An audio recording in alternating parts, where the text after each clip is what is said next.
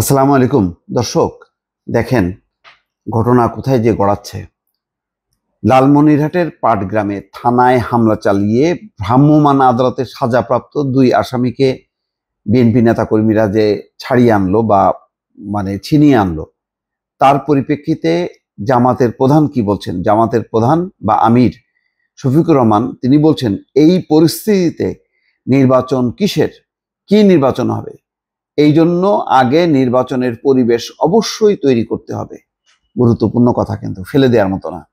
এখানে এনসিপিও কিন্তু তাই বলছে, জামাতও কিন্তু বলছে বলছে যে নির্বাচনের তো লেভেল প্লেইং ফিল্ড নেই। এটা সম্ভবত ডক্টর মোহাম্মদ ইউনূসও অনুভব করেন। সমস্ত জায়গায় প্রশাসন এবং পুলিশ তারা মনে করছে যে বিএনপি তো ক্ষমতায় আসছে, সুতরাং তারা এখন ওই আগে ভিতরে যাই থাকুক না কারণ সবাই বিএনপি। এই যে বিএনপি হয়ে গেল, তাহলে নির্বাচনের যখন নাকি শিডিউল ঘোষণা করা হবে, এই পুলিশ প্রশাসন তার উপরে যেভাবে বিএনপি নেতা কর্মীরা চড়াও হচ্ছে বা তারা যে নিয়ন্ত্রণ আরোপ করছে, এতে তো অন্য দলের প্রার্থীরা তারা তো মাঠেই দাঁড়াইতে পারবে না। সেই শঙ্কা কিন্তু ব্যক্ত করলেন ডাক্তার শফিকুর রহমান। সেই জন্য আমি বারবার বলছি যে এই ঘটনাগুলো কিন্তু কাল হয়ে দাঁড়াবে। এই অসংখ্য ঘটনা নজির সামনে এনে তখন জামাত ফোকাস করার চেষ্টা করবে যে প্রশাসন পুলিশ নিরপেক্ষ না, তাদের উপরে বিএনপি প্রচন্ড নিয়ন্ত্রণ। এই অবস্থায় আমরা মনে করি না যে নির্বাচনে লেভেল প্লেইং ফিল্ড আছে, ফলে এই নির্বাচন হইতে পারে না। নির্বাচনটা হইতে গেলে অবশ্যই লেভেল প্লেইং ফিল্ড করতে হবে। তাহলে এই যে কথাটা বলার সুযোগটা, এই সুযোগটা তৈরি করে দিচ্ছে কারা? দিচ্ছে তৃণমূলের বিএনপির নেতাকর্মীরা। তারা এই যে অঘটন ঘটাচ্ছে, তারা যে চাপ তৈরি করতেছে, এটা এনসিপি করুক জামাত করুক সমস্যা নেই, বিএনপি করলে কিন্তু সমস্যা হয়ে যাচ্ছে। কারণ বিএনপি বড় দল, তখন বিএনপির দিকে সবাই আঙুল তুলবে, বলবে যে এই যে দেখেন থানার মধ্যে হামলা চালায় তারা সাজাপ্রাপ্ত আসামিকে উদ্ধার করে, তারপরে পাশে হাতীবান্ধা থানা থেকে উদ্ধার করার জন্য তারা রওনা হয়েছে, সেই থানা ঘেরাও করছে। কিন্তু নজিরবিহীন ঘটনা। এইগুলির ব্যাপারে আমি এখনো বলছি সময় আছে, দ্রুত বেগে এমন নির্দেশনা দেয়া পুলিশকে বিএনপির পক্ষ থেকে।